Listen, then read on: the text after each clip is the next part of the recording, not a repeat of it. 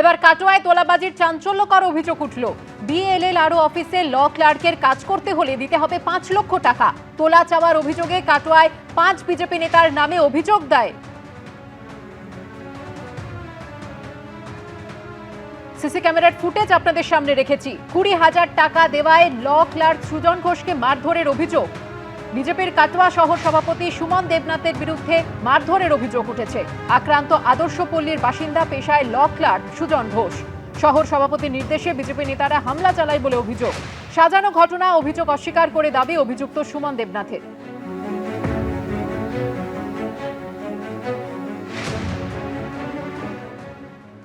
গত 26/6/2026 তারিখে রাত্রে কাটোয়া নগরমণ্ডল বিজেপি অফিসে আমাকে ডেকে পাঠানো হয় এবং বলা হয় যে কাটোয়া 1 নম্বর বিএলআর অফিসে কাজ করতে গেলে আপনাকে 5 লাখ টাকা তোলা দিতে হবে, তবে আপনি কাজ করতে পারবেন।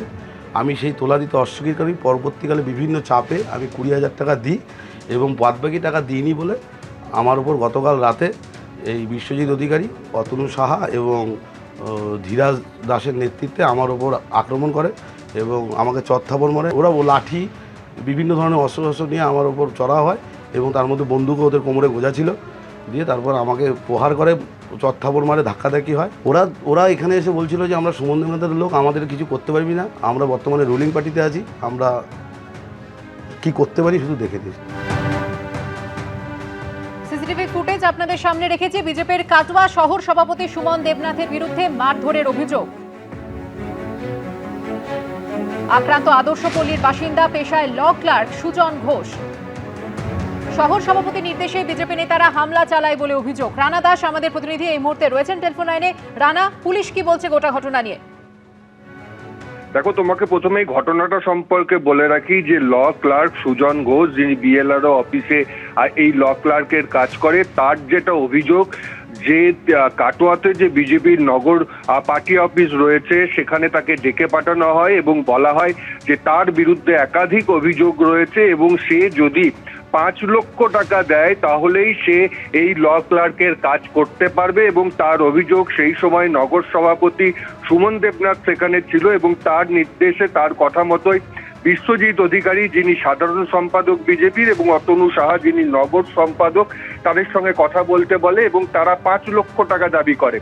সেটি তিনি প্রথমে দিতে রাজি হয়নি এবং তারপরেই কিন্তু তার ওপর হামলা চালানো হয় বলে অভিযোগ। একেবারে স্পষ্ট অভিযোগ করছে যে নগর সভাপতি সুমন দেবনাথের নির্দেশেই তার ওপর হামলা চালানো হয়েছে এবং তিনি লাস্টে 20,000 টাকা দেয়, কিন্তু সেই টাকায় সন্তুষ্ট না হয়ে তাকে মারধর করা হয়েছে এবং তারপরেই কিন্তু এই বিজেপির নগর সভাপতি সুমন দেবনাথ, বিশ্বজিৎ অধিকারী, যিনি নগরের সাধারণ সম্পাদক বিজেপির, অতনু সাহা নগর সম্পাদক, আরো 2জন, মোট 5 জনের নামে কাটোয়া থানায় অভিযোগ দায়ের করেছে। তোমাকে বলে রাখি, সুমন দেবনাথ সমস্ত অভিযোগ অস্বীকার করেছে এবং তিনি বলেছেন যে কোনো রকম প্রমাণ দিতে পারলে তিনি তার পদ থেকে সরে আসবেন। অন্যদিকে তিনি জানাচ্ছেন যে দলের, অর্থাৎ বিজেপির মধ্যেই কিছুজন এই চক্রান্ত করছে, যেটা কিন্তু অতনু, যেটা বিশ্বজিৎ অধিকারীও কিন্তু দলের দিকেই অভিযোগ করছে। একদিকে যেমন তোলাবাজির অভিযোগ, অন্যদিকে গোষ্ঠীদ্বন্দ্বের বিষয়টাও আসছে। পুলিশ সূত্রে যেটা জানা গেছে, ইতিমধ্যেই তদন্ত শুরু হয়েছে অভিযোগের ভিত্তিতে এবং তারা পুরো বিষয়টি খতিয়ে দেখছে। সিসিটিভি ফুটেজও খতিয়ে দেখা হচ্ছে। ধন্যবাদ রানা।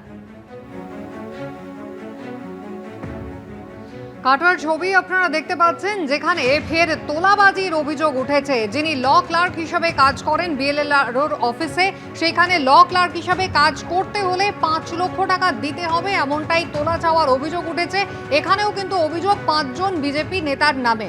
সুজন ঘোষ, তার বক্তব্য আপনারা শুনলেন। 20,000 টাকা তিনি দিয়েছিলেন, রফা করার চেষ্টা করেছিলেন, যদিও তাকে কিন্তু মারধর করা হয় বিজেপি নেতাদের বিরুদ্ধে, এমনটাই অভিযোগ। সুমন দেবনাথ, যিনি মারধর করেছেন বলে অভিযোগ উঠেছে, কাটোয়া শহর শাখার যিনি বিজেপি নেতা, দেখুন কি বলছেন তিনি। এটা সাজানো ঘটনা। প্রথম কথা হচ্ছে, যে কেউ থানায় গিয়ে যা কিছু বলতে পারে, সর্বপ্রথম হচ্ছে প্রমাণটা দেখাতে হবে। ওনাকে আমি প্রথমত চিনি না, ওনার সঙ্গে আমি কোনোদিন না ফোনে না কোনো জায়গায়, কোনো সোশ্যাল মিডিয়াতে হোক, ওনার সঙ্গে সামনাসামনি দেখা হোক। কাটোয়ার বুকে কত সিসিটিভি ক্যামেরা আছে, হেন কোনো জায়গায় একটা সিসিটিভির প্রমাণ যদি উনি দেখাতে পারেন কাটোয়ার থানা থেকে কোনো অফিসারও, আমি সেই সকল অফিসারদেরও চ্যালেঞ্জ করছি যে ওনার সাথে আমার ফেস টু ফেস দেখা হয়েছে বা ওনার বাড়িতে গেছি বা কোনো জায়গায় মিটিং হচ্ছে, কোনো যদি টাইমের এরকম দেখাতে পারে, আমি অন স্পট রেজিগনেশন দিয়ে দেবো। এর পেছনে যারা আছে আমি জানি তারা আর 1 মাসের মধ্যে দল তাদের এগেনস্টে স্টেপ নেবে। রাজ্য বিজেপির শীর্ষ নেতৃত্বরা বারবার বার্তা দিয়েছেন যে তোলাবাজি সিন্ডিকেট কোনোভাবেই বরদাস্ত করা হবে না, তোলাবাজির বিরুদ্ধে একেবারে জিরো টলারেন্স। বিজেপির রাজ্য সভাপতি শ্রমিক ভট্টাচার্য ঠিক কি বার্তা দিয়েছিলেন তিনি দেখুন। আমাদের অর্থমন্ত্রী চলে যাওয়ার আগে যে কথাটা বললেন যে ভুল যেখানে মনে করবেন সরাসরি বলে দেবেন এটা ভুল হচ্ছে, প্রতিবাদ করবেন। প্রতিবাদকে বাজেয়াপ্ত করে কোনো সমাজ দীর্ঘস্থায়ী হতে পারে না। প্রতিবাদকে বাজেয়াপ্ত করে কোনো ব্যবস্থাকে দীর্ঘদিন টেনে নিয়ে যাওয়া যায় না।